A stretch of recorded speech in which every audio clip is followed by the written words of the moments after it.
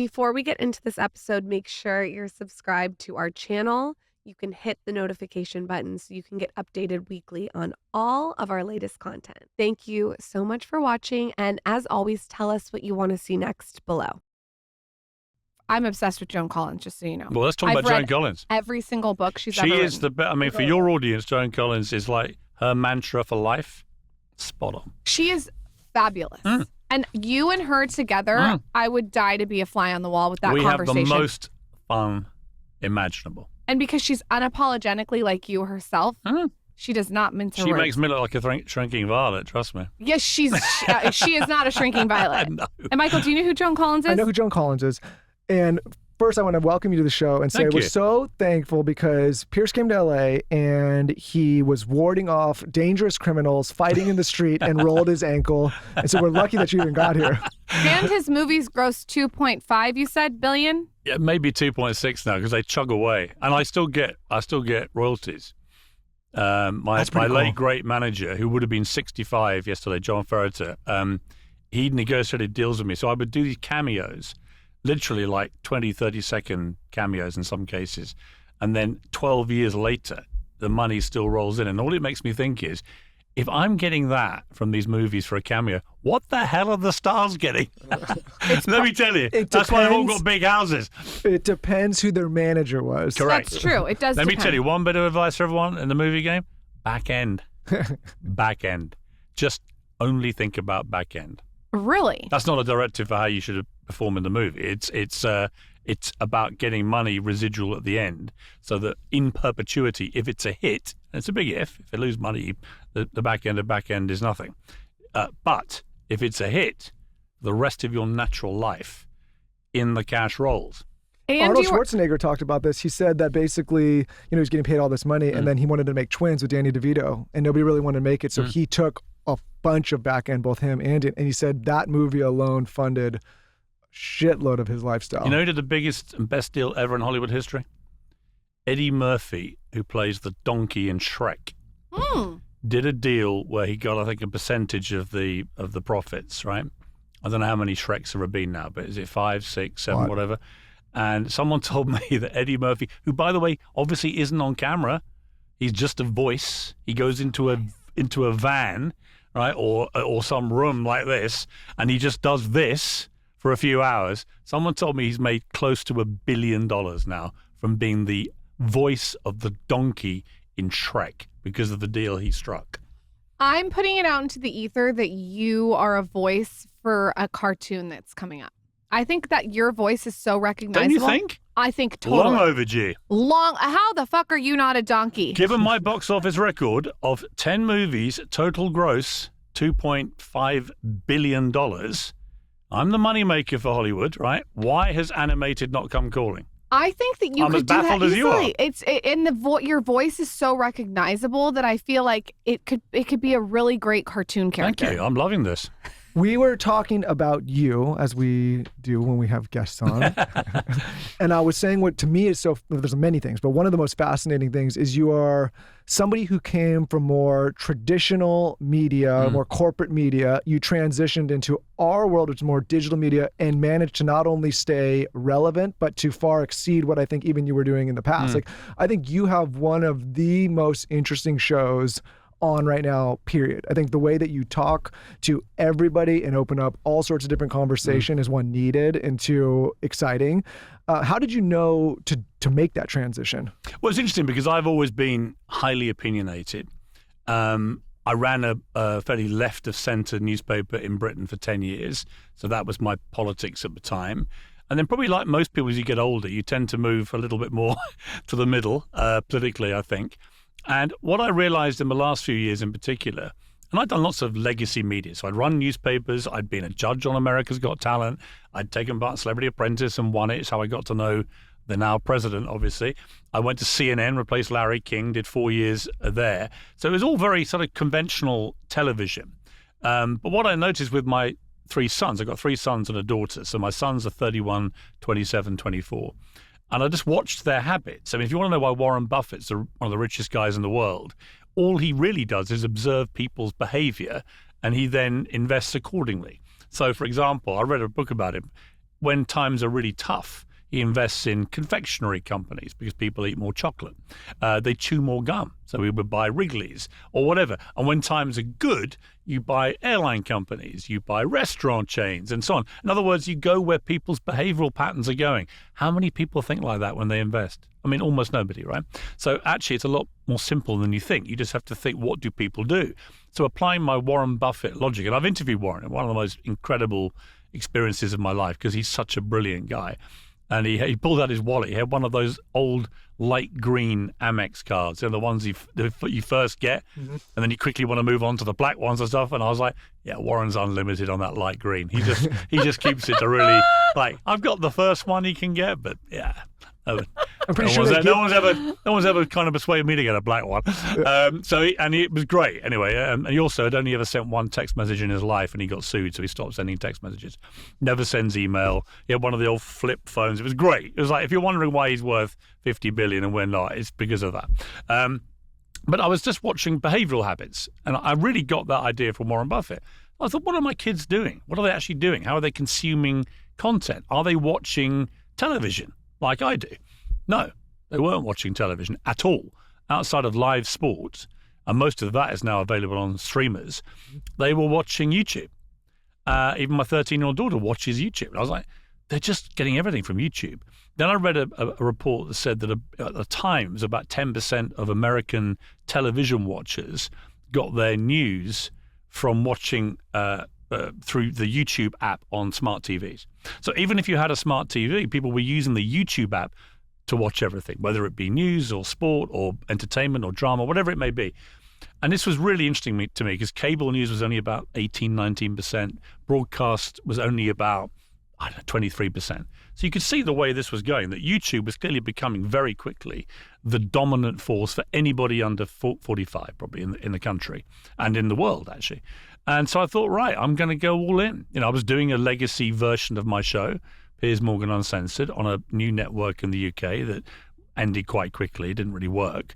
But at the same time, we were doing a YouTube version, which was going completely gangbusters. So I was interviewing people like Donald Trump or Kanye or Cristiano Ronaldo or all these big names. And the numbers were absolutely stratospheric. So we're getting like 20 million people watching these interviews. In comparison, what would you get when you were on? Oh, well, if you compare it to like when I was at CNN, if you got 1 million people watching, that was good. And that was 15 years ago. Wow. Right. So the comparison now, it would be less. I mean, CNN would be lucky to get 1 million people watching. So if you compare it, there's actually no comparison. And we regularly now, with Piers Morgan Uncensored, almost all of our content would get more than CNN or MSNBC or any of these kind of networks watching for similar content. And he's done it, I think, in a much more entertaining manner, which is why more people watch. And to your point, what I just thought was, well, where's the niche in the market? You've got Joe Rogan, who does the big long-form podcasts. You've got a lot of people in my space who come from the conservative right, Tucker Carlson, Megyn Kelly, people like that, who do what they do extremely well. Where's the gap here? What is the gap? There are people on the left, Mehdi Hassan and others, who have big followings on the left. I thought, actually, there's a slot in the middle here. There's a slot for someone to be like an old-fashioned ringmaster, the kind of the greatest showman, if you like. Cracking the whip and setting everyone alight and getting everyone going. And in a way, Joe Rogan called it a circus. He's not completely wrong sometimes. I don't want it to be too shouty or too circusy or anything like that, but I certainly want to have smart people on all sides of the news with all variety of opinions to be very passionate and very informed and to argue. Because I think that people who are not too sure what to think about stuff will tune in and they'll watch it and they'll hear that view and they'll hear that view and they'll hear me calling both sides out where I think that they're being factually inaccurate. And hopefully by the end of a show, they feel better informed, they've heard both sides, and they can, I hope, reach their own conclusion. Yeah. So that is really the premise of That's why I love your show. The show, which I think makes it pretty unique out there right now, which is why I think we're doing so well with it. It's really interesting how you disrupted yourself. I always think about this. Why is the taxi cab company not Uber? And why is Blockbuster not Netflix? I think you constantly have to disrupt yourself to evolve and stay relevant. And you went in and you said, wait, my kids are watching YouTube and you disrupted yourself. And that's very hard to do. Well, thank you, Warren Buffett. Honestly. I mean, I told that story because he's fascinating. I've actually got a ukulele in my bar of my home in Beverly Hills, which we bought because he plays the ukulele. So cute. Warren Buffett, right? So cute. And so we bought an $8 cheap ukulele from round the corner at CNN in New York before he came in. And in a commercial break, I said to at the time, the richest and most successful man in the world, would you play My Way, which was his big song apparently on the ukulele? Would you play it on the ukulele live after the break? And he went, have you got one? I went, yeah. So he looked at it, he went, that looks pretty cheap. I said, it's awful cheap. I said, but would you still do it? And to my astonishment, he went, you do backing vocals? I'll do it. So there is a clip on YouTube of Warren Buffett with our $8 ukulele singing My Way as I do backing vocals. And it is hilarious. You guys should start a band. Well, never mind that. He signed it, the ukulele, which is in my bar, to Piers, a great partner, Warren Buffett. We have that could be a very valuable ukulele. I'm sure. Oh, yeah. I just want to put this out there. I do know that he doesn't take texts or emails. So what I did is I hand wrote him a letter because this is how I heard you get to him. I hand wrote him a letter and I sent it to all the addresses that I could find on the internet and invited him on the show. So I'm going to put it out here in the ether with you on the show. Warren, if you're listening, please, I will fly to you. He will be if I knows I'm on. I'll fly to you. I need a ukulele. Do you know what I loved about him? He's such a simple, pleasured guy in the sense that he still lives in the same home in Omar. He's got other property, but he lives in the same place in Omar. He does the same journey to his office each morning. He passes McDonald's. He gets the same, I think, cheeseburger. He gets a cherry Coke, and he goes to work. He doesn't like text, email. He just uses a landline, and he reads and reads and reads. And then he only invests in companies which he thinks are well run and he can invest for the long term. And if every investor just took that advice, look at the moment with all the tariff mayhem, right? People have no idea what to do. You know what Warren Buffett's doing? Absolutely nothing. As he said, we don't lose any money until you sell. So when it's this turbulent and every day it's up and down and up and down, just sit back, go to the beach, let it ride out. Do nothing. How come people can't do that? I found that because we live in such an intemperate, impatient time where people's attention spans are like that. I mean, I'm as bad as anyone. My kids will tell you, Dad, you just never focus and concentrate because I'm always like trying to do like 10 different things. We're all like that now. And actually a bit of Warren Buffett Zen where you just take a chill, take a beat, just let it ride out. The way I hooked my husband, I did nothing. Really? Nothing. You probably didn't have to do anything. I literally did nothing. I mean, listen. I did nothing. I tell every girl that. I'm looking at the two of you, he would have had to do all the work. If you have to be doing something all the time and convincing someone to be with you, it's not a good energy to start the relationship out with. I actually agree with that. Sorry, I did nothing. That's the way I do. I do run my life. Well, like there is a thing about like desperate energy, which that applies not only to relationships but all areas of life. That's the unlock. Do nothing. But isn't the thing in LA that like women always moan about the guys because there's so many more men than women in LA? So the dating scene is horrific for women, isn't that right? You never see the men moaning about too many women. That's a narrative. That's a narrative. Isn't it true though? There's way more men apparently in the pool than there are women. Isn't that right? I don't know if that's true or not. But if you tell yourself that over and over, I feel like you're going to attract that. I totally agree. What's one truth that you believe that would make 80% of the world furious? Furious? Furious. Well, most things I say. Although I always say... Let me pull out your scroll. Well, I like winding people up, but the truth is, I always say to people, it was introduced me as the controversial Piers Morgan. And I'm like, what do I actually ever say that's that controversial? It might be controversial if you're at the extremity of a debate. If you're on the woke left or the hard right, I'm controversial because I think I'm actually pretty well down the line. I think I have actually quite non-controversial views, but they get flamed out by social media as to be Morgan rages that biological men should not be in women's sport. Isn't that controversial? Really? Really? Do you think in 20 years' time we'll look back on this period and go, that was such a cool idea? Or actually are people going to go, that was insane? What was everybody thinking? So although I might appear controversial, and although I express myself in a forthright manner, and I have a lot of opinions, I actually think my opinions are shared by 80% of the public, be it America, be it Australia, be it the UK. I'm not the controversial one. I'm the one holding controversial people to proper account for their controversial views. That's my position, and I'm sticking to it. You've been at the center of not only political but cultural events in this world for a long. What do you think people are going to look back and say about this period of time? That we went pretty well insane, fueled by a pandemic, fueled by a woke culture which has devastated the Democratic Party in America, which, like I say, I always used to be left of center. But when I have nothing in common with this mindset, there's a problem, Houston, as they used to say in the space missions. It's like the Democrats have to get back to common sense. Donald Trump seized common sense somehow from the left, which is just incredible if you think about it. So I think people will look back and they'll see this as a period when the pandemic sent a lot of people nuts. And I can see why. A lot of isolated people living on their own, spending too much time, probably drinking, getting on the internet, being sucked down conspiracy theory rabbit holes and so on. But I think a lot of people did just slightly lose their minds. And at the same time, we had a kind of creeping mindset of, which struck me as so odd coming from the left, of fascism, of a mindset of, we're going to tell you how you're going to think, what you're allowed to find funny, what movies you can find acceptable, what clothes you can wear, etc., etc., etc. And it became this scolding thing, this pointy finger. Shameful energy, cancelling everyone and everything that moves, right? Telling you that every historical figure you've ever revered, including Winston Churchill, was suddenly the devil that had to be cancelled. And the whole thing was completely insane. And actually, coming from the liberal left, think about that for a moment. These are people who call themselves liberals, as I call myself. What is liberal about being a fascist? What is liberal about trying to compel people to lead lives exactly as you lead your own?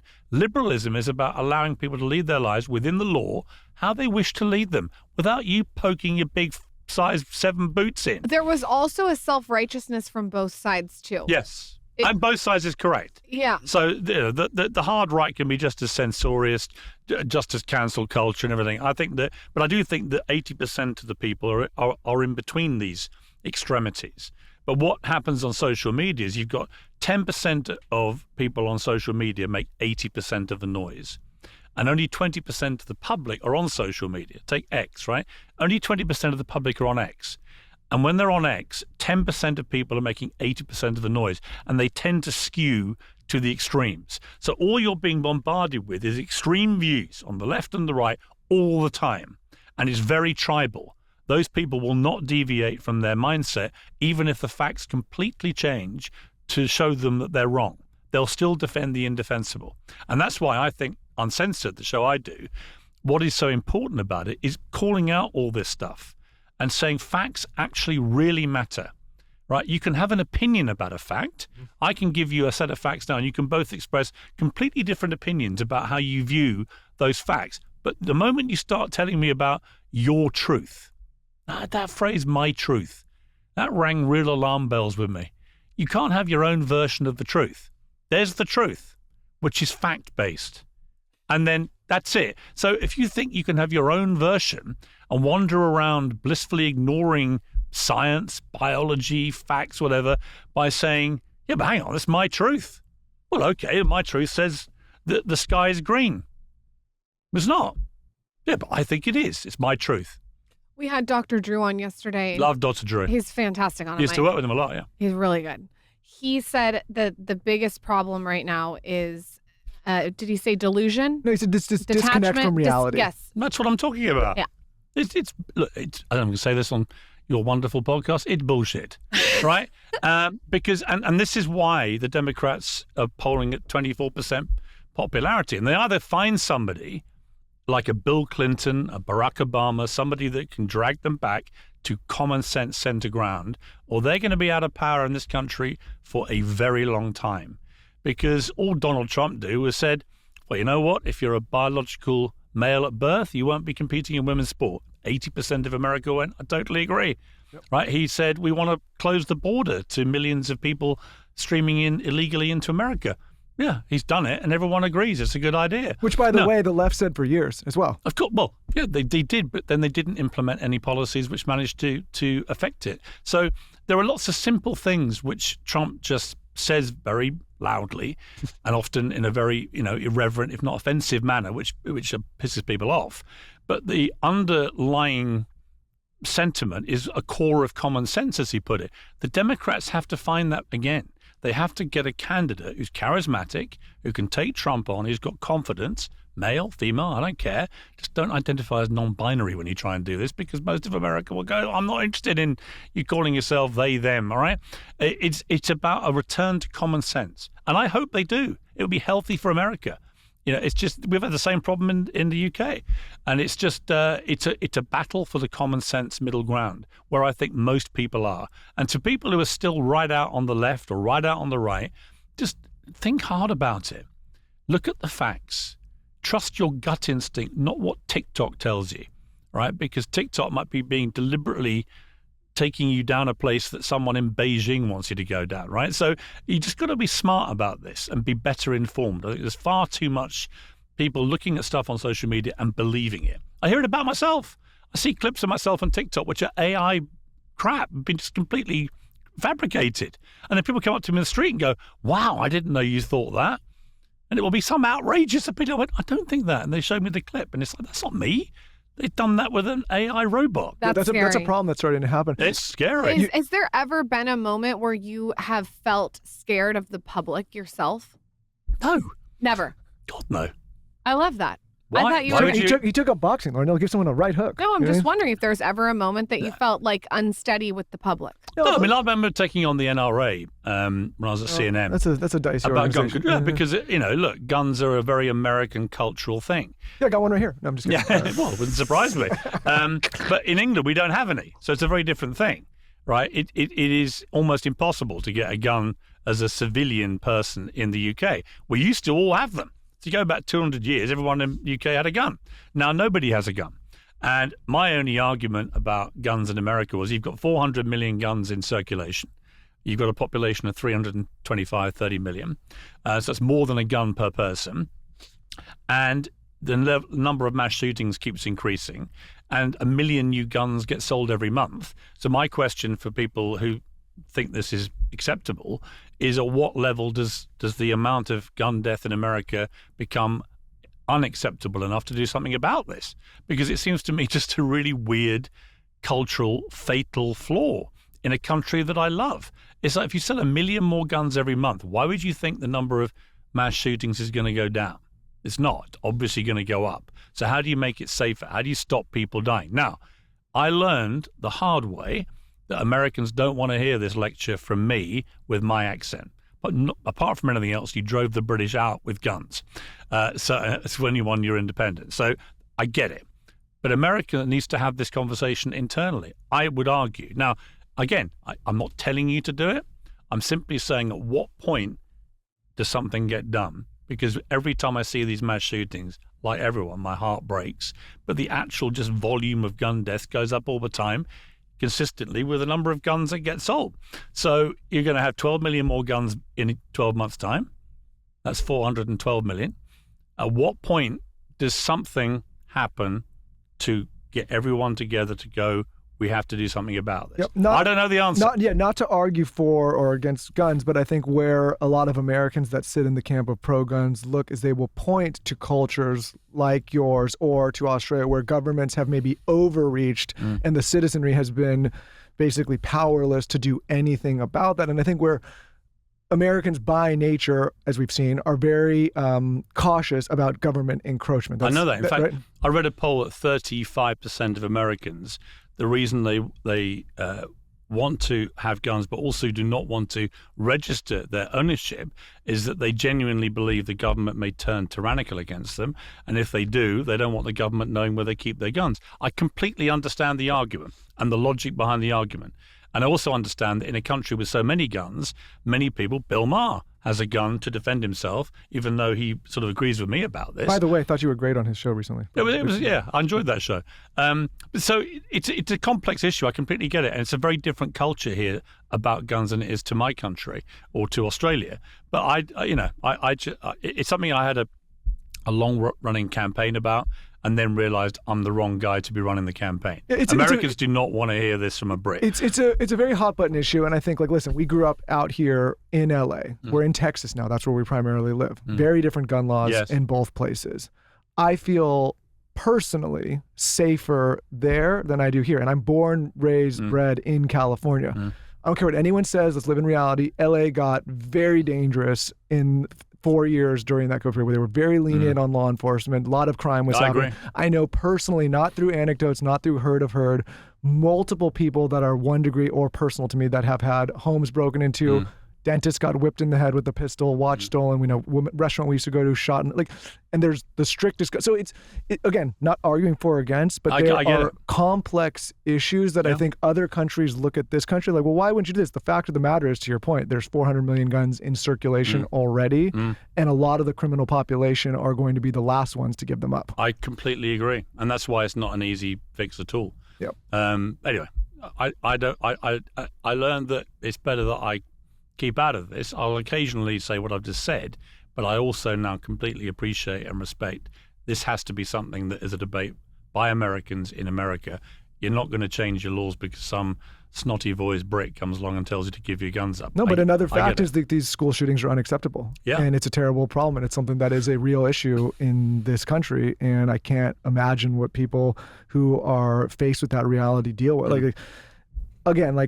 It's so complex. I think like anything in the world, and obviously tariffs and all those things are going, which we're not going to go deep into, but as much as people would like to say like, oh, I can just make one decision and it's simple, as you know, doing what you do, it is never that simple. Listen, none of this is simple. What do your kids say when they see any headlines? Do they read the headlines about you? They're used to it. I mean, they don't care. No. They've grown up with it. Yeah. So I've always been in headlines of some sort. They're normally controversial headlines. It's like, Dad's done it again, They find it funny. They don't care. I mean, they're just used to it. So I've always tried to teach all my kids to be, first of all, self-confident. It's the most important asset you can give a child, confidence. Secondly, to express your opinions and don't follow the herd and don't just believe what you're told. Be curious about everything, because curiosity is the thing that I think drives all successful people. And follow your passion. Right? What do you actually care about? What do you like doing? Don't end up in a job you hate just because you haven't chased a passion. I always wanted to be a journalist, and it's given me the best career imaginable. I've had great highs, some massive lows, but even the lows were quite fun, right? So because I loved the job, and I knew that in the media, there's always you've always got a comeback story. People love it. It's like Hollywood, if you just stick in the game long enough, you'll be back. What's a low that you had, and what was the comeback that you had from the low? Well, I mean, for example, I was presenting a show called Good Morning Britain in Britain, which was the big morning show over there. And you had the Prince Harry, Meghan Markle interview with Oprah Winfrey. And I took what now would seem to be a very reasonable position of not believing a word coming out of Meghan Markle's mouth about my royal family, calling them a bunch of callous racists. And I just didn't believe it. And I said, I don't believe a word of it. I wouldn't believe it if she read me a weather report. Now, most people now agree with me about the veracity of what comes out of her mouth. But at the time, this was deemed so controversial that my company, rather than defending my right to free speech, the network said, you've either apologize for disbelieving her or you have to leave. I said, well, in that case, I'll leave. So I left that day after 5 years of taking it to be the #1 rated show on morning television in the country. So it was a really weird thing because I was entitled to not believe either of them or believe them. I mean, most people who came on the show that day believed them. And I said, well, let's just take one story. They claimed the Archbishop of Canterbury secretly married them 3 days before the actual televised wedding. If he had done that, he would have broken the law and would now be in prison. So that I know is untrue.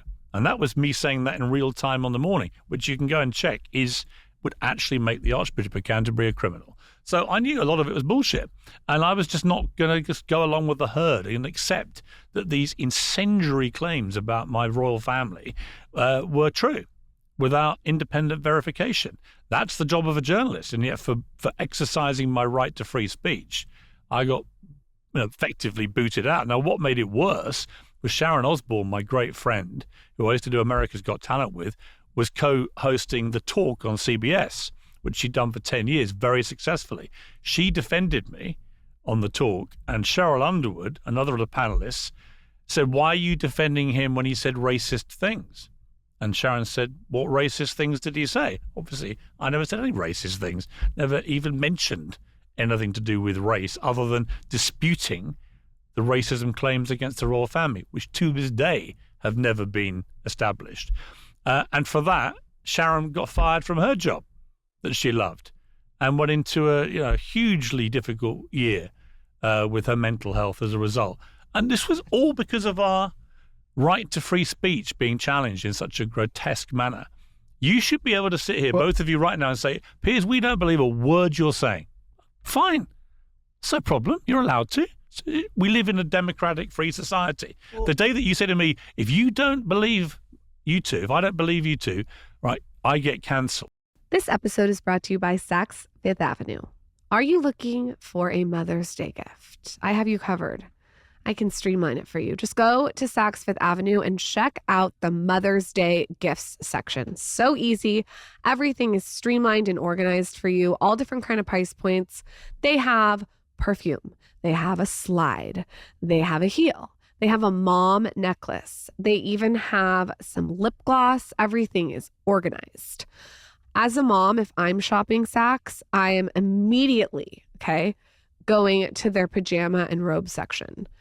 I take my pajamas and robe situations so seriously. They're hung in my closet. They're organized like I would organize t-shirts or jeans. I just love a luxury pajama. It feels so bougie to come home, take my makeup off, take a hot shower, maybe do some dry brushing, and get into a very comfortable, silky, soft robe or a pajama.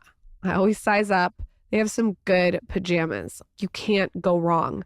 Everything is edited and ready to go. One of my favorite brands is on there, Petite Plume, and they have all different beautiful pajamas. I also buy my kids pajamas. They have Polo Ralph Lauren little teddy bear pajamas on there.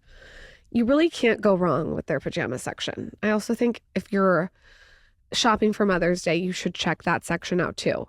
ShopSaks.com. That's Saks.com. Let's talk about one of my favorite partners, Kettle and Fire. I cannot get enough bone broth. I think it is one of the best sources of protein and collagen out there, one of the best things you can do for your body. We talk all the time on this show about how important it is to get enough protein throughout the day. So many people spend their days not getting nearly enough protein. What many also don't get is the proper amount of collagen. Collagen is so important for hair growth, for nail growth, for so many things and functions in the body, your joints, everything. This is why Lauren and I love Kettle and Fire so much. Kettle and Fire is the cleanest bone broth out there. And Kettle and Fire's bone broth tastes amazing. So many bone broths have this kind of gross taste. Not Kettle and Fire. Every time I drink it, I feel satisfied. I feel full. I feel like I'm getting all of my protein, all of my collagen. What I also love is that Kettle and Fire uses only grass-fed and finished beef bones. There's a big difference between just grass-fed, which we've talked about on this show many times. And here comes the whopper. Each Kettle and Fire serving has 19 grams of protein per serving. So if you're trying to get that 1 gram per body weight per protein every single day, this is a huge hack to get you there. I like to take it every single morning before the gym, sometimes before bed if I'm a little bit short on my protein intake. And it's such a great way to get your protein and hit your protein goals. So check them out if you're looking for the highest quality, cleanest bone broth. You can find Kettle and Fire in almost every grocery store nationwide. I remember when they were just in Whole Foods. Now they're everywhere, Walmart, Target, pretty much anywhere you can buy food. But if you want the hookup, you can save 20% if you go to kettleandfire.com/skinny. Again, that's kettleandfire.com/skinny. Well, honestly, the reason we're sitting here doing what we're doing, I think, is because of that mentality. Meaning these kind of platforms gained notoriety and started to rise because people stopped believing a lot of these legacy companies because they felt like they were not being told the things that people were actually thinking. That's why you guys are so popular. Why you're being so successful. If you were running one of these legacy outlets right now or media companies, what is one of the first rule books or rules you would tear up? Let them say whatever the fuck they want. Yes. Actually, yes. I got interviewed about, so like, okay, we do this show, but my day job is I run this business. We produce a lot of shows. And people, journalists especially, always give me so much shit about how I don't step in and censor anyone. I'm like, well, you don't understand. Like, the business would not exist if the preference was, hey, you want to come over here? I will have carte blanche over what you say or don't say. I will approve who you speak to or don't speak to. I will let you know what passes and who you can have. Like, people will be like, well, I would never work with you, right? Like, I think that whole model, it needs to be updated. Young people want to hear unvarnished, uncensored commentary, and then they'll believe who they want to believe. You can't tell them anymore. They're not going to be told what to think or believe. They're not going to be told you have to watch network television and buy into what a legacy media company wants you to believe. Because unfortunately, they've been found wanting too many times when it comes to the truth. I mean, the COVID pandemic was a classic example where people at the start who said, well, obviously this started in that lab, they were cancelled. Now it's accepted by almost everybody that it did indeed almost certainly start in the lab, which is not a massive leap of faith if you think about it, given it was testing coronaviruses in the Wuhan Institute of Virology, half a mile from where it was first found, right? It's not a massive leap to think maybe it started not in the market, but in the lab where they're testing coronaviruses. But if you said that at the time, you were cancelled. Yeah, it's funny because we're coming up on 10 years of doing this, and we've had so many different people on the show, and we try to do in a similar fashion. I try to talk to everybody, and we had Ivanka Trump on the show recently, and it was great. And we had She's great. I saw it. She's great. Really great conversation. Good friend. But behind the scenes, the conversation of, oh my God, you had this person. That never happens when you have Chelsea Clinton on the show, which you've also had, and when you've had Kathy Griffin on the show, and people that are more. And I just am like, listen. You have to be able to talk to people. Isn't that interesting? Because I know Ivanka very well. Delightful person. Lovely. Incredibly smart, very funny, very warm. We like her very much. Very loyal. I know her from the days I did Celebrity Apprentice and I got to know her well then. And the mere fact that anyone would object to you having someone who's a very successful businesswoman, great role model as a woman, actually, beautifully dressed, immaculately behaved, and the fact that dad happens to be president of the United States, right? All right, you don't like it, okay? But actually, I know Chelsea Clinton. She's very nice too. Very nice. All I right. like her very much too. I've interviewed Chelsea. I've interviewed Bill. I've met Hillary. It's fine. I might have my own political views about it. I'd interview and hang out with all of them. This idea that you can't. I was on the Bill Maher show on Friday. And there was a guy from the Washington Post really going after Bill for having the audacity to go and have dinner with the President of the United States at the White House. By the way, I don't care who the president is. If I get invited to that White House to go to dinner, I'm going. Of course, it could be anyone. I'd be there like Usain Bolt, right? This is where we've got to with tribalism, fueled by social media. Is that you guys probably got loads of stick for just having Ivanka on, and loads of applause for having on Chelsea Clinton, and I'm like, really? Really? I know them both. They're both equally nice people. We got equal shit for having both. Did you? which is what I find so funny, because like half the audience like, I can't believe you would have Ivanka. The other half's like, I thank God you haven't. And then the other one's like, I can't believe you had Chelsea. And it's so funny. But imagine if you only hung out with people that you agree with. I would have quit the show years ago. Right, but imagine if that was your life, right? Where every time you go out for dinner, everyone around the table all agrees with everything you say. Right? I would rather shoot myself. That's exactly what I say. I'm like, how fucking boring if I agree with everyone. I need colorful conversation. Yes. When you go on Yes. when you go on like a group trip or I'm like, who's going to stir the pot? Yes. I try to put the... I go every year. I go on a golfing trip with my old village mates, 20 of us. And we go anywhere and everywhere. We don't care. Because we just know that the real entertainment will come when somebody pipes up about Brexit or something, or Trump, or there's a few pathological Trump haters, and there's a few that love him, and they know that I'm going to stir everyone's pot, and we're all going to get going, and then we just hope somebody completely loses it and blows up like Vesuvius, and then it's funny. But the idea that I would only go away with everyone who agrees with everything I think, that would be so dull, and yet that's what people do on social media. A lot of them go into their little silo. They only follow people who agree with them or who they agree with. And so all they hear all day long is their own opinion reinforced. And even when something happens that completely changes the facts behind that opinion, which means you ought to change your mind, which is a healthy thing to do, they don't do it because their silos told them, don't deviate 1 inch or we lose. You must continue to say black is white, even if you can see it's white. or black, whatever it may be, right? In other words, you just go with what you see. I mean, I say to people, if you want to know what the weather's like, look out your window, right? And if it's raining, it's probably raining, right? Don't let someone then tell you it's a bright blue sunny day on TikTok and then believe that.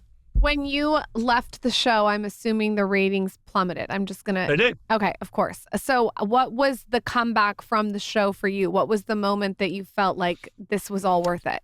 Well, because it became a huge cause célèbre in the UK in particular, but also big in America, that I'd had to leave my show over disbelieving Meghan Markle, which sounds so ludicrous now. And then Rupert Murdoch happened to be in the UK because of the pandemic and was watching it all go down. And I used to work for him 30 years ago. And so he contacted me and we did a deal to do a 3-year deal, which I absolutely loved, going back to work for him. I did columns for the New York Post and My Son in England. I did crime documentaries for Fox Nation. I did a show called Piers Morgan Uncensored on Talk Television in the UK and then on YouTube, which is where we found ourselves now. And I had a fantastic time. And none of that would have happened. So really, the words I'm struggling to find are, thank you, Meghan. Have you talked to Meghan since? I have not. Do you think you should interview her? I feel like that would I'd be... love to interview her. It would be really and fascinating. Harry. Yeah. Let's get them both in front of a camera. I have a few supplementary questions. What, like what? To the crap they told Oprah Winfrey. What's the question? If you could ask them any question. First question would be, so let me get this straight. The royal family were racist about the skin color of your unborn baby. This is what you said to Oprah Winfrey. And they also were so disgustingly callous that a senior member of the of the Buckingham Palace team told you, Meghan, you couldn't get help for having suicidal thoughts, even though your husband was a figurehead for a mental health charity. You couldn't get help. And the palace told you you weren't allowed to have help. These are two unbelievable claims. I mean, shocking, horrific. If those things are true, the whole royal family should be disbanded. The monarchy should end. An odd thing happened. Prince Harry writes his book, full of incendiary claims and allegations. Do you know the two things that he didn't put in the book? The racism and the mental health stuff. It was like it never happened. And when he got asked about the racism, he said, oh, that was a media invention. So my first question would be, what happened to those claims that went round the world that caused huge damage to the reputation of the royal family? What happened to that? How come it didn't make your book? Could it be that it was a load of bullshit and you were weaponizing race and mental health for your own personal gain, which is what they did? So I've got a lot of supplementary questions. I think the damage those two have done to the royal family has been incalculable. The fact they were doing it as Prince Philip was dying and then the Queen was dying.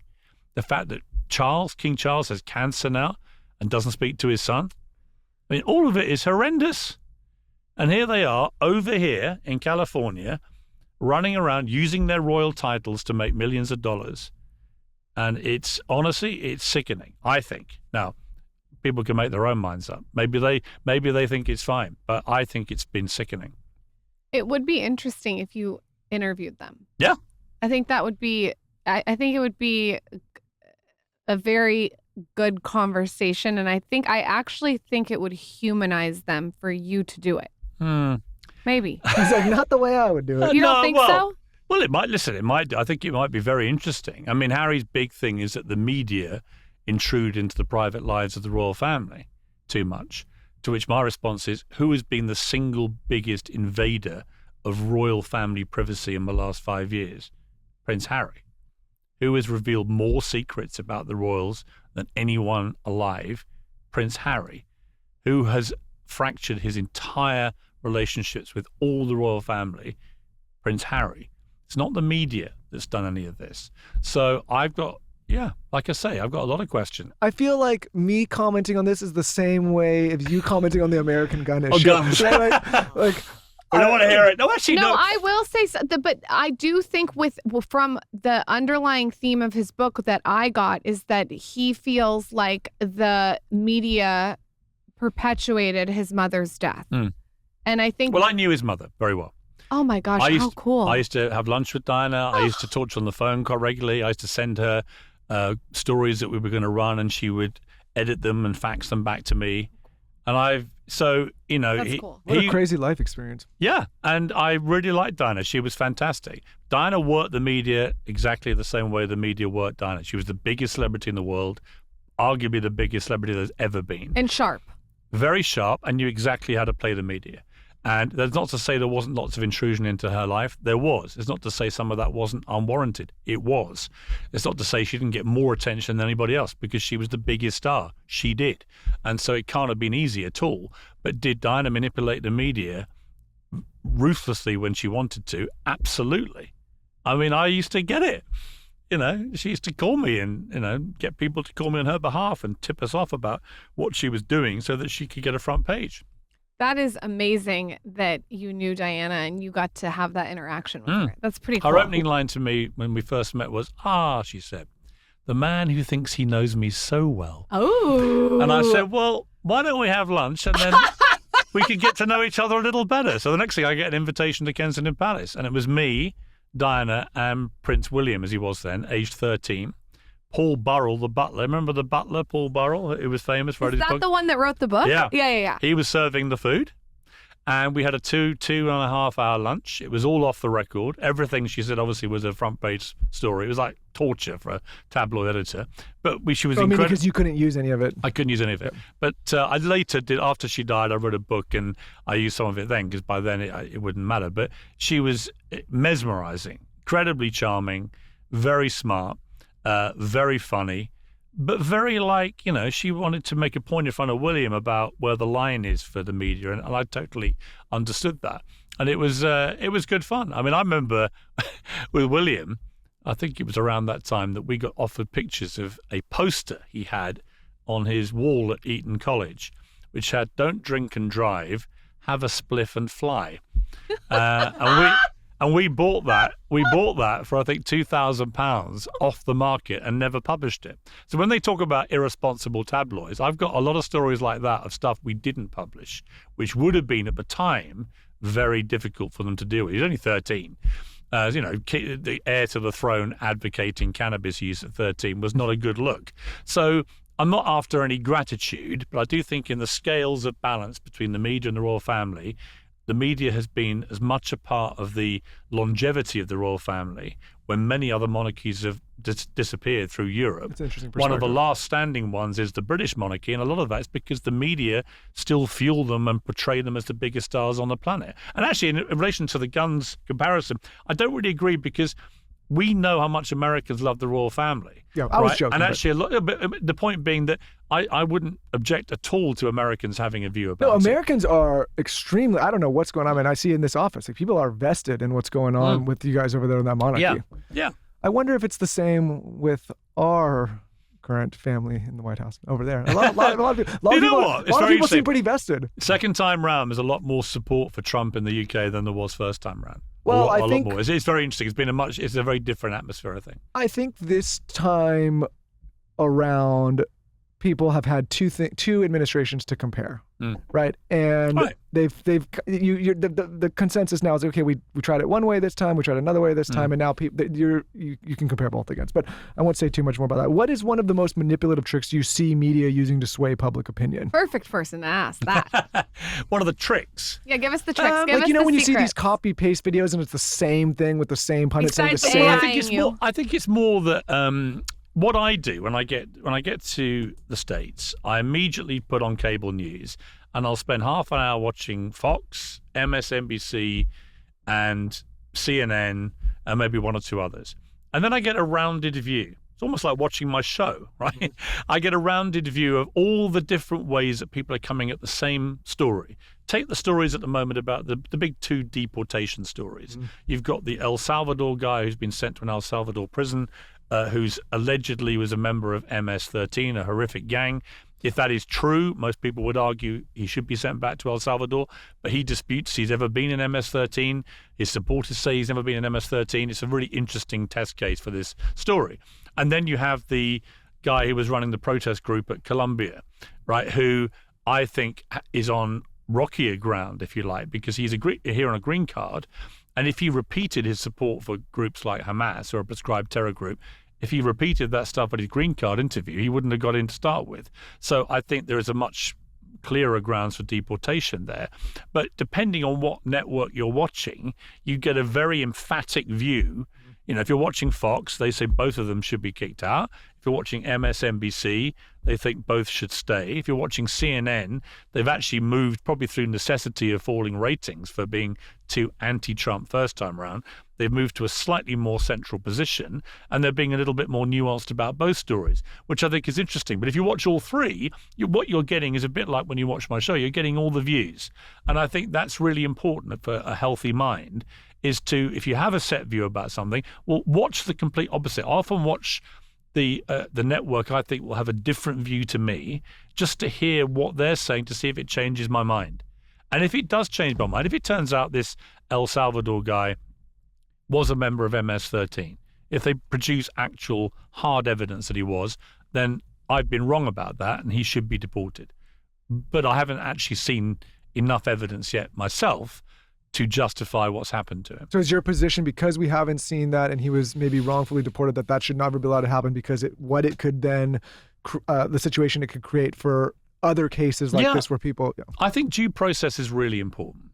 You know, everyone should be entitled to due process, even the most detestable human beings on earth, because the moment, as a democratic society, with the fundamental rule of law as its bedrock, along with free speech, the moment you try and circumnavigate the rule of law and due process, the moment, you know, if you start snatching people off the street and throwing them out the country because you don't like their tattoo or something, then you're into a very dangerous area, because then it can happen to anybody. Whereas what Trump has been doing with the southern border is demonstrably an incredible success. In the space of 3 months, it's plummeted by 96%, the number of people coming in illegally on the border. But he's not getting much credit for that, because a lot of the media don't want to praise Donald Trump for anything. He could cure cancer tomorrow, and the liberals of America would be howling with rage. They wouldn't quite know why they're howling with rage, other than it's Donald Trump, therefore it must be terrible. Yeah, well, you know, even if it's good. That's, you know, we've had Bill Maher on the show, and we've been on his podcast, and it's funny because you'll look at a guy like that who in my mind, especially growing up, was very left. Like my whole life, I felt like he was very left. And now in a lot of cases, he's looked at as, even in some cases, like right-leaning. Yes. But I think I'm similar to Bill in terms of my politics. And I agree. And I really liked him going to see Donald Trump. It's exactly what people should do. You should go and see people who you vehemently disagree with. One of the best signs of intelligence, I think, is being able to change your mind. Yes. I think it's truly, if you can say, you know what, I changed my mind, I think that is a sign of intelligence. Well, it shows emotional intelligence, but also intellectual honesty. Yes. And they're the two most important things you can have as a human being, to me. Be intellectually honest, right? Don't follow what the herd is telling you need to think. Think for yourself, work it out, and be honest to your own opinion. Be honest to yourself. In other words, don't think, you know what, I think that about that, and then say the complete opposite in public because you're worried about upsetting somebody. Right. Be intellectually honest. And then to be emotionally intelligent, don't be afraid to change your mind and to admit it. It's a powerful tool. I do it all the time now. I never used to. I used to be quite very different character in my 20s and 30s, much more rigid about stuff. Now I'm much more, maybe because I've just turned 60, but you just go, you know what, I was wrong about that. And guess, you know what happens when you admit you're wrong? Everyone goes, that's really good of you. Wow, that's great. You admitted you're wrong. Right? You should do this in a fight with me. Are you picking up this advice? No, I've never you wrong literally should say, you should literally do that in a fight with me.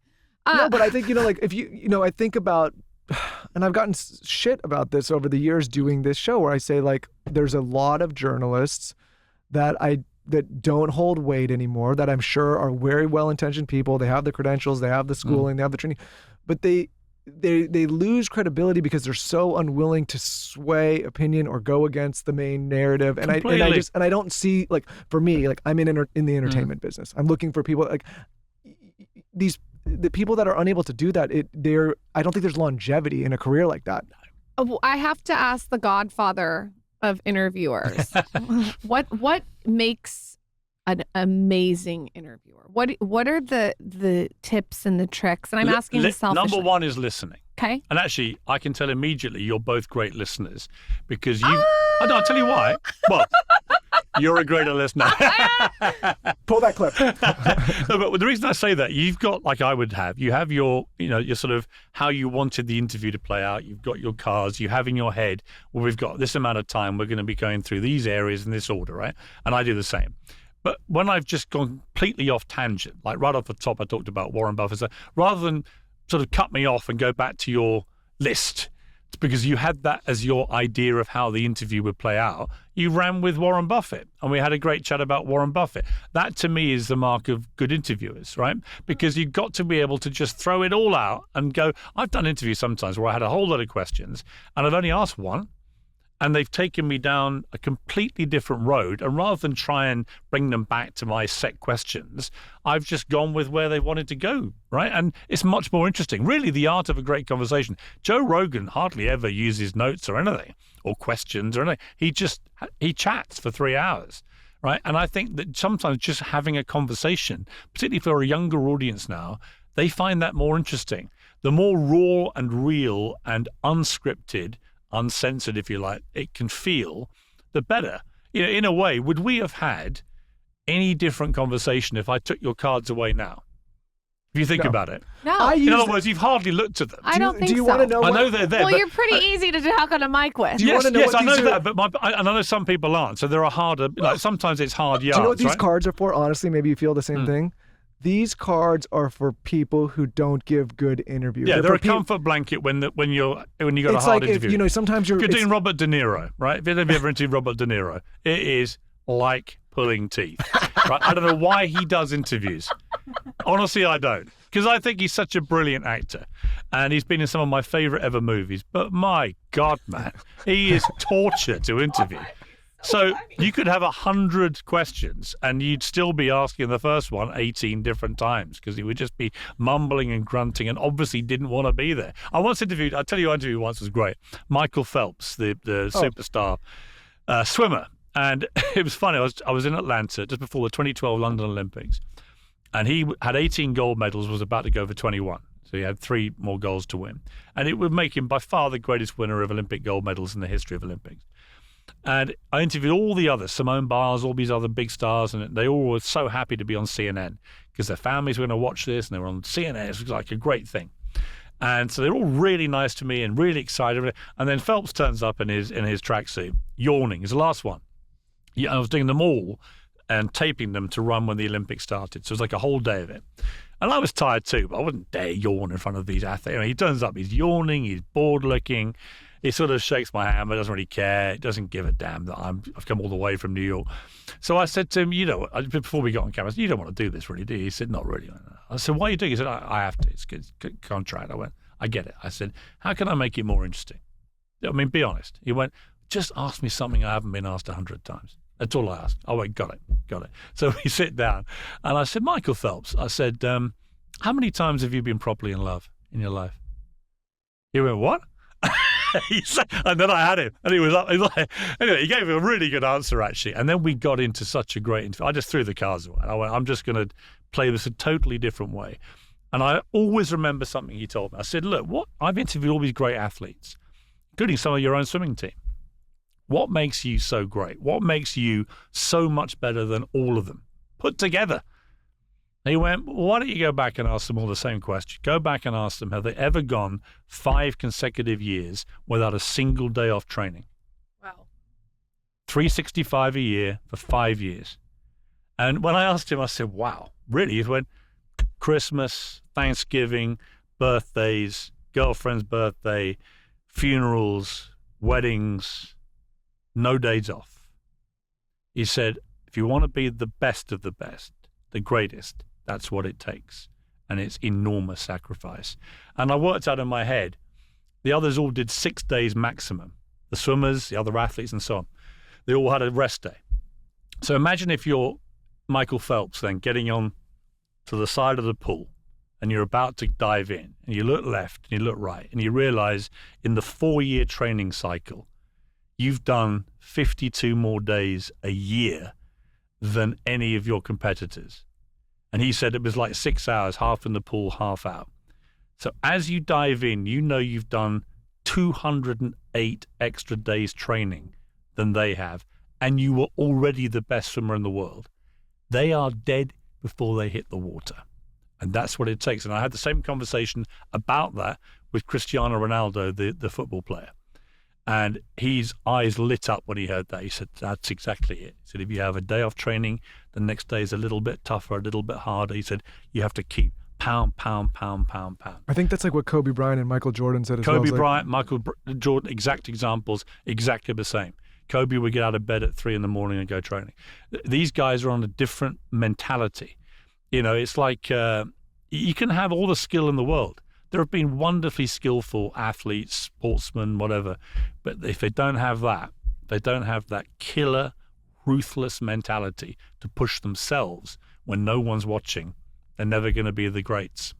Quick break to talk about Momentous, one of our absolute favorite companies on the market when it comes to vitamins and supplements. That's because we know we can trust them. We know their supplements are high quality. We know they're absorbable. And we know the founder, Jeff, who's been on this podcast to talk all about the incredible things they're doing over there at Momentous. What I love about Momentous, like I said earlier, is I know I can trust them. Every product is NSF certified for sport or informed sport, meaning every batch is third-party tested for purity, label accuracy, and banned substances.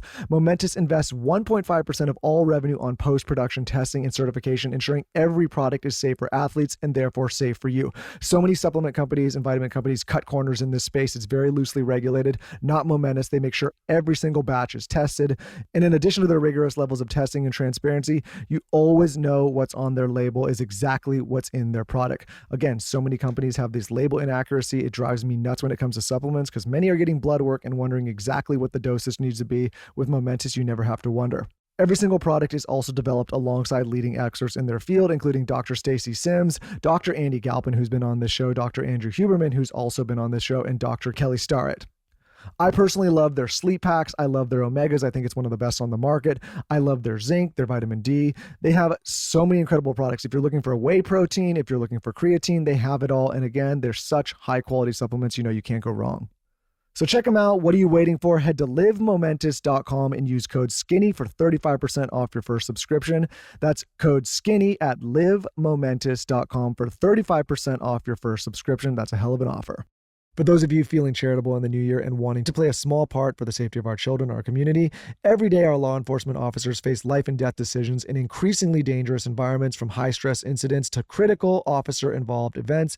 These men and women are on the front lines, yet they lack the training, funding, and resources they need to protect themselves and the communities they serve. Enter the Community First Project, a service-disabled, veteran-owned nonprofit founded by a Tier 1 Navy SEALs and Army Special Operations leader. Their mission: to provide cutting-edge real-world tactical training that empowers officers to serve, protect, and survive.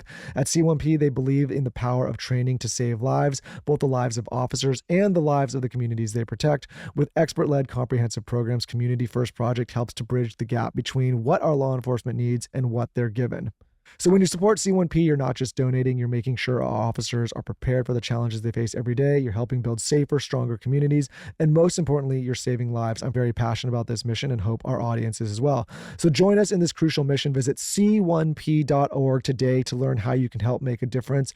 Again, if you can, go do your part and make a contribution at c1p.org. Well, now I have to ask you, how many times have you been properly in love? Twice, with Arsenal Football Club and the England cricket team. Oh, come on. Michael's answer better be one. Well, of course you can only say Well, one. let me think. I've had a lot. I'm just kidding. No, I think these questions are best avoided if you're the interviewer. I'm always surprised when people answer, but they do. It's like I used to ask people on when I did GQ interviews for British GQ. I used to, in the middle of the interview, out of nowhere, with no warning, I used to say, by the way, are you good in bed? And it used to go, what? To the person interviewing To the you? person I was interviewing, okay, right? yeah. And some of them would they'd be like, embarrassed or whatever. And some would be like, and I think it was Trump who just went, I'm not good, I'm great. Of course he said that. That's amazing. And it was there laughing. And it's like, it was quite a revealing question about how people answer it. But the honest truth is no man should answer questions like that. Oh. You should take the British gentleman route, that you just don't talk about such matters. Does everyone in this room think they're good in bed? Raise your hand if you don't think you're good in bed. Well, Taylor, our no producer. one's hands going up. Taylor, our producer, is only 30 seconds. But that's Really? Yeah. I've never had any girls. They haven't had a chance to complain. I know all of your ex-girlfriends. That is total bullshit. Every ex-girlfriend has complained that it was only 30 seconds. Okay. I always remember there was a football manager who said to me once about kiss and tells in tabloids, where some woman went to the papers and gave an account of your night with them.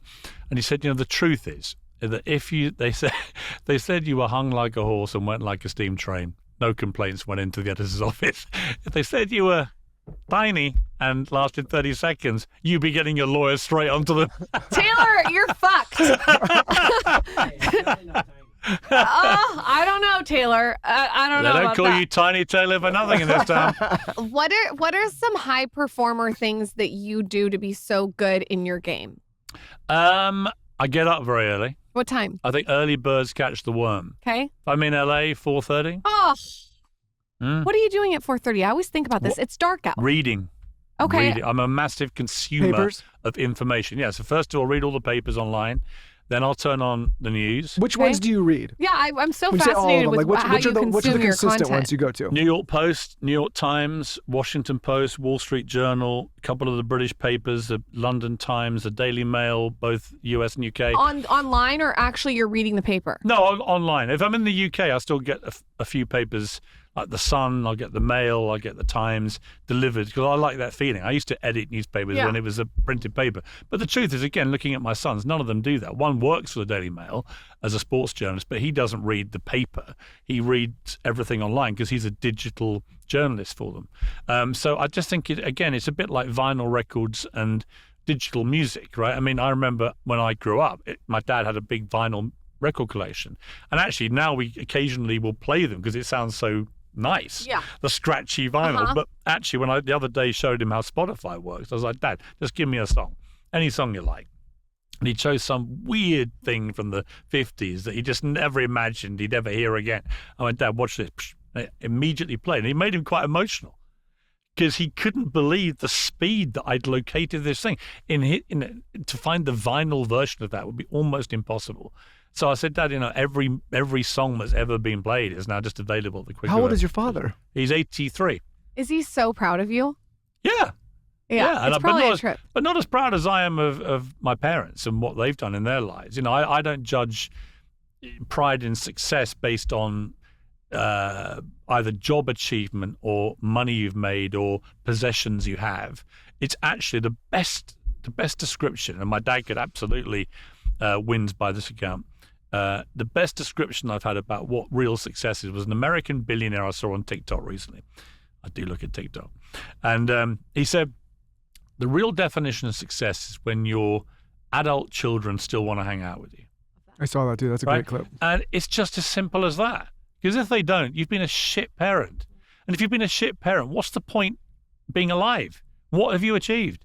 So you've been good at making music or movies or business. Who cares? If your kids hate you, who cares?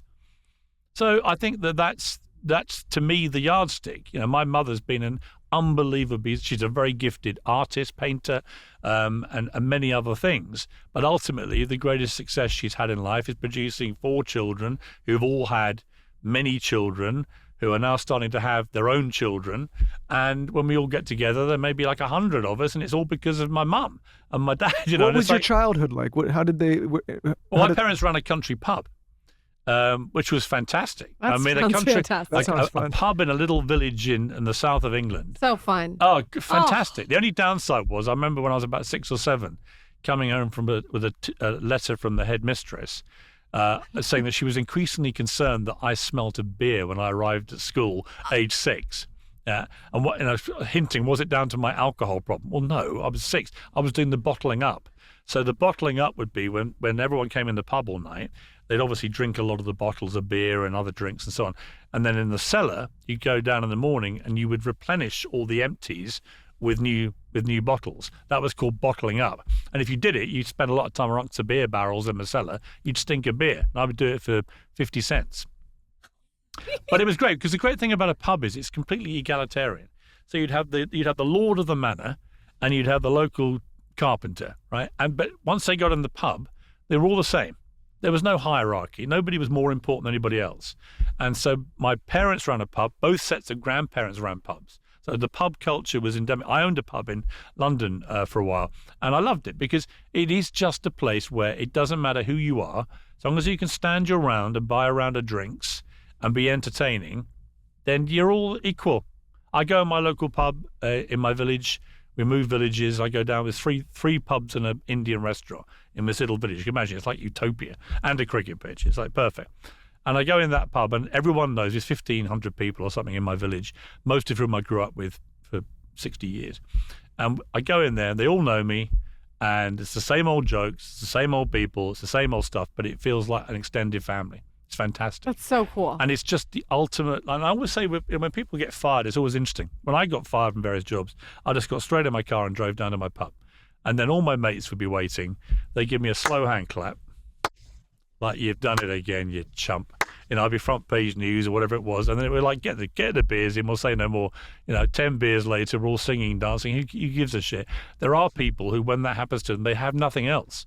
They have no hinterland. They have no village to support them. They have no big family to support them because they've alienated them all. They've never put any effort into friends or family or anything. They've only put effort into themselves, making money, getting up the corporate ladder. And then they find out when it's gone, none of that matters. Nobody cares. Yeah. I could lose everything tomorrow and I still have my mates and my family, which would be worth more than any material things I could have. Yep. This is the first time we've obviously met you, but I was looking at you and your work and the things and just like doing our, diligence and research. And I was saying what I said to Lauren, I said, this looks like a guy that has fun and enjoys life. Yes. You meet a lot of successful people that's not what you say. You know what I mean? Like my grandmother was like a rock of our family. So she's an amazing woman, one of 4 sisters who all lived to their mid-90s.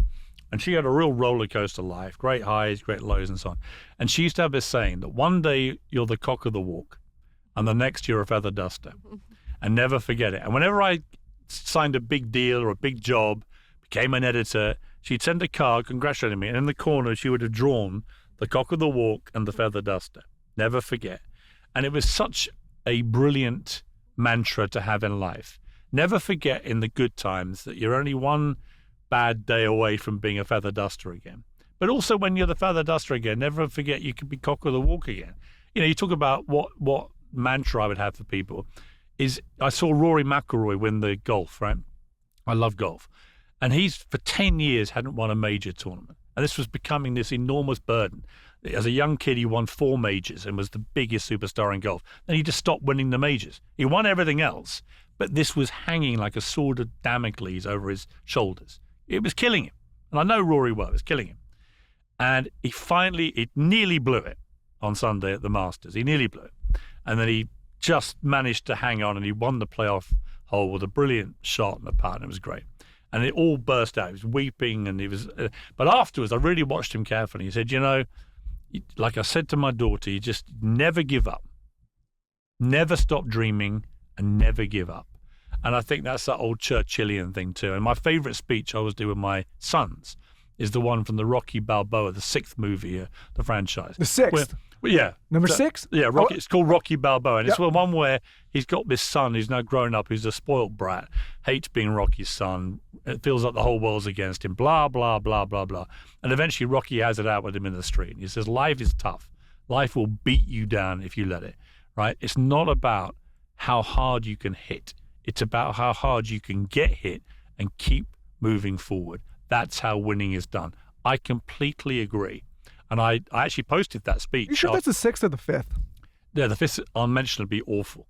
So you got the first one. First one won the Oscar and was a brilliant movie. The second one was a great sequel. The third one was Mr. T. Fourth one was Dolph Lundgren, the Russian. Yeah. 5 was Tommy, whatever his name was. I think he's right, Michael. Which is a shocking, terrible film. And then you get the redemption film 20 years later. Michael B. Jordan. That's what he knows. No, that's Creed. Oh, right? That's Creed. That's what I'm... Okay. Number 6 is Rocky Balboa, which was the 6th movie, but it was made 20 years after the 5th, which was a total turkey. And we always said to Sly Stallone, you cannot leave the franchise with that turkey of a 5th film. You've got to come back. And he did. And he made a brilliant film with the 6th. Then he handed the baton to Creed, who was Apollo Creed's son. You don't want to get me on Rocky trivia. No. I realized that quickly. I was going to pivot back to the other than cricket. Rocky is my... You know what? I'm going to the Who wants to be a millionaire category. I got to go to the note card now.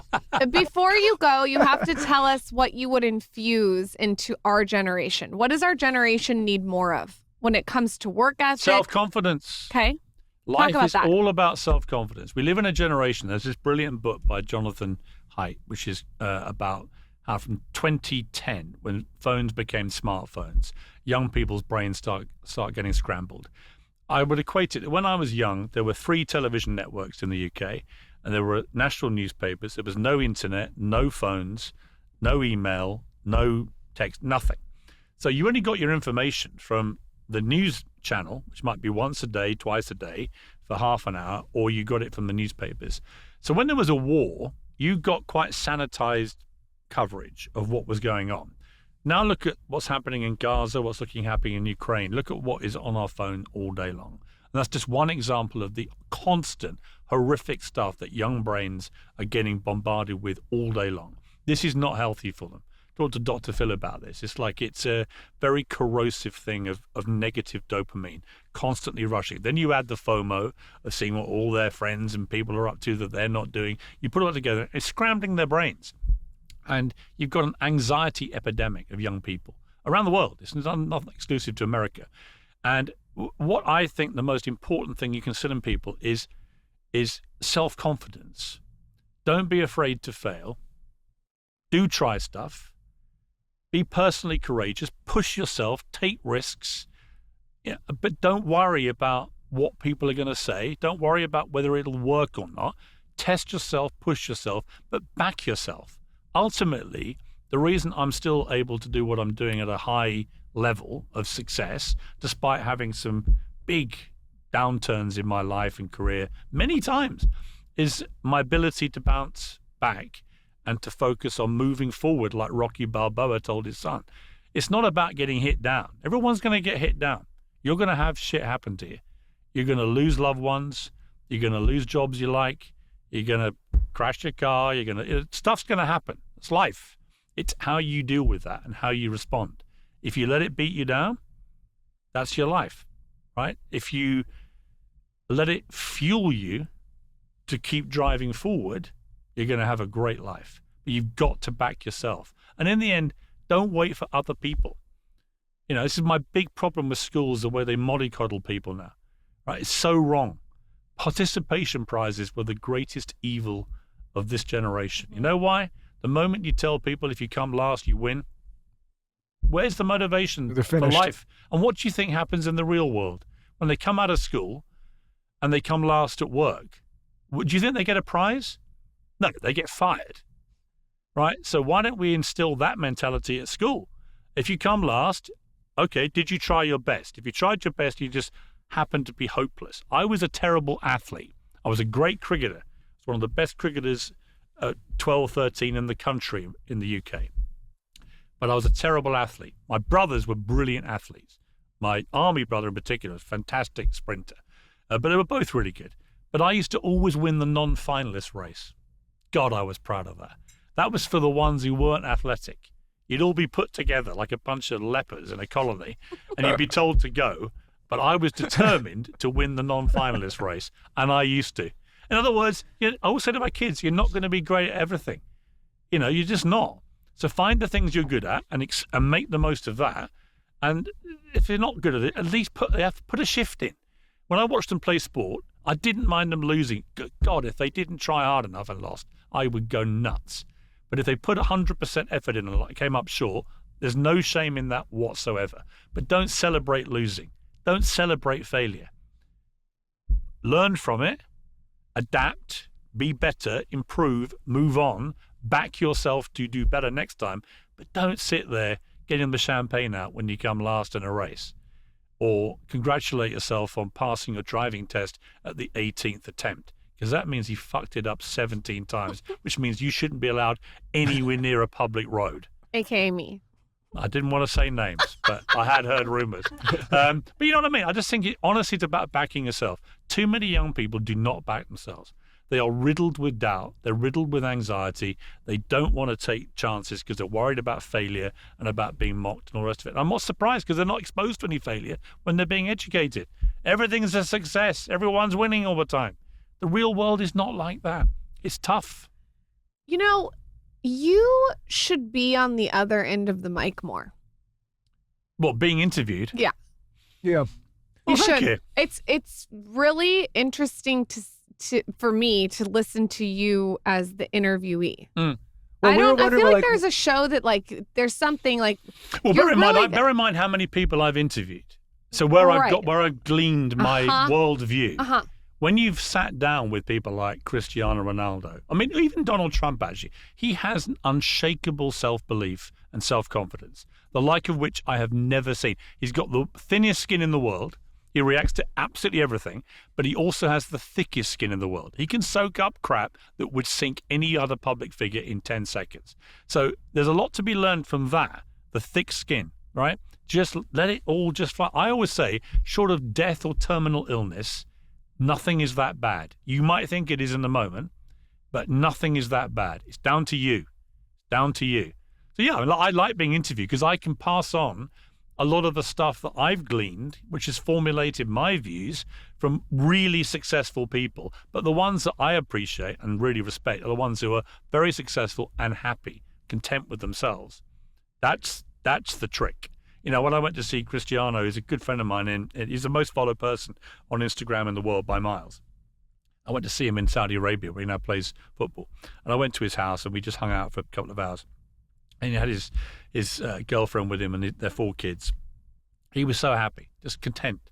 And he's the best, I think he's the best to ever play soccer, as you terribly call it over here, but football, as we call it, the real football, the one with a circular ball. And we just had a really nice chat, and he was just so happy with himself. He's just completely confident in himself. He plays that way. He's like it off the pitch. You know, I'd love to do something with him one day just about that, about how you instill that in people, because it's the most important asset you can give people in life. So many people hold back from achieving things because they're just worried about failing. Don't worry about it. I've failed multiple times. Michael Jordan talked about the number of times he missed 3-pointers to win matches, right? Endlessly missed them. But because he kept practicing again and again and again, when it really, really mattered, he nailed them. And that's because all those guys knew you have to work harder than everybody else. You have to treat failure as fuel. You've got to absolutely back yourself 100% all the time. Don't let anyone tell you what you are. Just back yourself. You know what's funny too? When you have success, when you like, as you grow older and you look back, at least for me, and I don't know for you guys, but I mostly look back fondly on the bad times. Yeah. Like, you know what I mean? Like I look at those moments as the moments like, oh, that was like you're getting with the people that are your support systems. You're working through issues that you're didn't like think you could 1 work year through. old though. You still have a long way to go. But the point is like you You're know a fetus. You also do find out who your friends are. Yeah. And it's a cliche, but it's a really important cliche to remember. You will remember the ones that run Stick around. towards you in times of trouble and the ones who disappear. It's happened to me a few times. It's great because it saves you money on the Christmas card list. It's an You inventory. just immediately chop them off. Yeah. But you just get to learn. And sometimes it's very surprising. It's not always the people you think, both ways. People you really thought were great, loyal people disappear or screw you in the back, and other people you never really thought cared that much about you step up and they're there for you. They're the ones you want to have. I always tell my kids, the best friends you ever have, they're the ones that walk towards you when the shit's flying. Just go to the pub. Yeah. What's your favorite cigar before you go, Michael? Monte Cristo number 2. Okay. I mean, that's not even a debate. Oh. And well. you want to look, if you want to have the dream, it is you want to have a Monte Cristo number 2. You want to have a nice bottle of Chateau Margaux 82, a Chateau Latour 61, a Mouton Rothschild 45. Got to be French. My dad gave me 2 great bits of advice. He's only ever bothered with 2. One was always be polite to police officers. Great advice. Great advice. You'll never win an argument with a police officer. And secondly, always buy the best French wine you can afford. Great advice. Doesn't matter what your range is. You know, you can buy great French wine for $10, right? Or you can buy it for $10,000. But whatever your range that you can afford is, buy the best French wine to the limit that you can afford. What's like the bottle I should have in the delivery room that Michael should buy me? 1961 Chateau Latour. When I got the Larry Take King note, gig, bitch. when I got the Larry King gig, my late great manager John, who I mentioned earlier, would have been 65 yesterday. I said to him, he was a big wine guy. I said, if you get this job for me, If you get Larry King replaced by a British guy half his age, who should have been run out of town years ago, I said, this would be fantastic. I'll get you the best bottle of wine ever made, and we'll drink it at Cut Restaurant at the Beverly Wilshire, because I was living there at the time, and he did the deal. The contract was going to be faxed. It was a fax in those days, during the meal. And I had the 61 Latour, sourced it through Wally's Wine in Beverly Hills. Oh, yeah, that's great. They have good sandwiches there too. Great sandwiches, great place, Wally's. And they brought the thing, and I had it all decanted, ready to go. And I said, "This is the 61 Latour. It's the greatest bottle of wine ever made, in my humble estimation." And we sat there for an hour just drinking it, slowly drinking it. It was magic. And that was just an example of the best French wine at that moment I could afford, because John had just landed me this 4-year contract at CNN. And you've got to celebrate the good times, right? In other words, you talk about the bad times. We've all had them. And they're awful, but you learn a lot from them. In fact, they are more important moments, I think, about how you lead your life. But also, when the good times come, get out and party. Enjoy it. He told you he has fun. He enjoys life. Get the Monte Cristos out. Get the fine wine out. Have fun. Get on. Go and have whatever you can afford in life. Go and enjoy it. Everyone can afford to have fun. You can go to a park with a bottle of wine with 5 mates and have a great time. But enjoy, celebrate the good times. My kids know we celebrate 2 things. When I land a great deal or do a great interview or whatever it may be, we celebrate. And when I get fired or something terrible happens, we go and celebrate. We celebrate them both. So you're just kind of celebrating all the time. We treat the slings and arrows of outrageous fortune with equanimity. In other words, neither's going to be the end of your life, right? The great deal isn't going to be the best thing that ever happens to you, and the worst, getting fired won't be the worst thing that ever happens to you. Death and terminal illness, they're the two. I had a great friend of mine, one of my best friends in the entire world from my village, and we were really close, and he suddenly out of nowhere, a year and a half ago, got terminal brain cancer, a glioblastoma. Sorry to hear that. And there was never any hope that he could last more than 18 months. It's the most aggressive, awful form of brain cancer. But he never once felt any self-pity whatsoever, even though he was 57 years old and he knew that was going to be the end of his life. And he had a wretched, awful last few months. But again, he never lost his humor. He never lost all he wanted to do was be around his mates. We went down to our annual golf trip that I mentioned. He came down, he could barely walk, he's in a wheelchair. He couldn't play golf, he tried, but he couldn't do it. But just sitting there with his mates was actually what he really wanted to do. And in the end, it wouldn't have mattered how much money he had, or how many possessions he had, or how many jobs he'd been fired from or won, or anything. None of that mattered. All that mattered was he was with his mates. And actually, that's what matters, mates and family. And fine wine and Monte Cristo number 2s. I'm going to try a Monte Cristo number 2. Great. A little I'm puff going for the Monte after Cristo number 2. You got to get them from a good cigar maker where they're fresh or have been well humidored. I want all this ready to go. They're too dry, they always taste horrible. But if they're well kept, slightly moist, mwah. Some girls want sushi in the hospital. I want a Monte Cristo number 2. Number 2 and a Chateau Latour 61. He can afford it. He's a successful Don't guy. be cheap. I've seen all these around town. Where can everyone find you? Not that they don't already follow you, but where can everyone find your show, everything you're doing, your book? What's the one with Princess Diana? Where can everyone find all this stuff? Well, I wrote a book called The Insider, which was a #1 bestseller. You can get that on Amazon. That's a fantastic book because that has all the Diana stories and everything else in it. I did 4 volumes of diaries. So they're all very entertaining, I would argue. I've got a book coming out in October called Woke is Dead. When that comes out, you come back on. Yeah, because I think it's a really interesting thing, because what you're seeing there is the death of woke is actually being orchestrated right now by a lot of people in the Democrat Party here who recognize that some of that more ridiculous Meaning they're trying to get off the tracks of that because like it's Gavin killing. Newsom is suddenly talking about why you should preserve women's sport for women and so on. By the way, on him, I have been hypercritical of him because, again, grew here. Yeah. I think there's a lot of issues there. But I do think one of the smartest things he's done is to start doing this kind of format and medium. Sit down with conservatives. Because it's going to move him and make him not look like such a loony bird that's so far out of touch with people. And when I said that to people that don't agree with him and have been critical of him, they were like, no. And I'm like, because they're so intransigent. I think it's great what he's doing. Look, he wants to be president. You're not going to be president anymore if you're woke left. Yep. That's it. And you won't be president if you're extreme right. right? Nobody gets elected from those positions ever, anywhere in the world. But I mean, not anywhere in the world, but certainly not in the UK, certainly not in the US. It's just not going to happen. Yeah, I think I mean, it's funny whenever, people, the world's so dang. I'm like, just walk around and talk to normal people in the world. 80% of people are not on social media. Remember that. So Piers Morgan Uncensored on YouTube.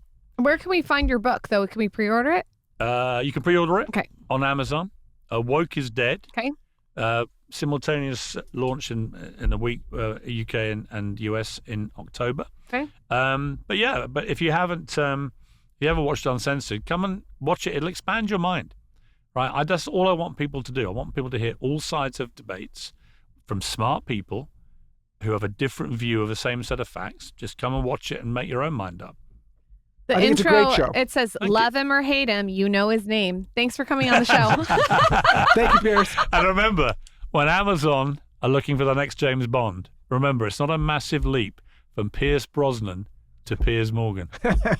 I'm just putting that out there. If Jeff Bezos is watching, I've got the accent, I've got the Aston Martin, literally, at my house.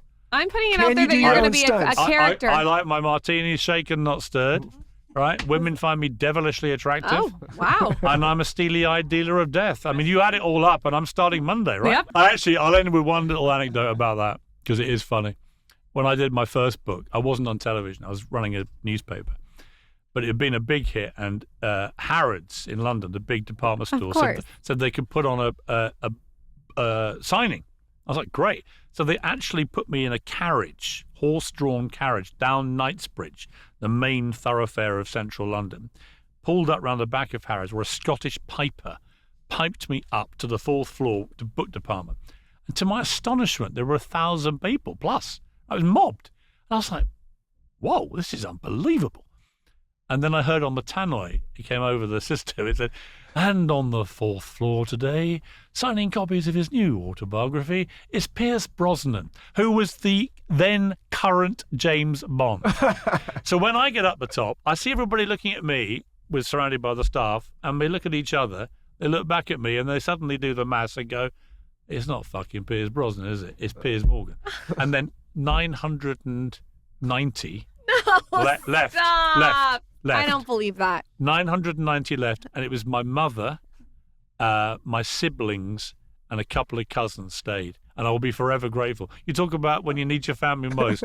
Try a book signing when 990 out of 1,000 leave the moment they hear who you really are, and that you're not James Bond. So I would see getting the Bond gig as coming full the ultimate redemption. Full circle, the redemption arc. I still like you as a donkey in a cartoon. I'm just saying. Well, I'm glad you said it in the cartoon. Wonder where we were going there. Thank you for coming on the show. Thank you, It's Piers. been a real pleasure. Open invite anytime, man. Thank you.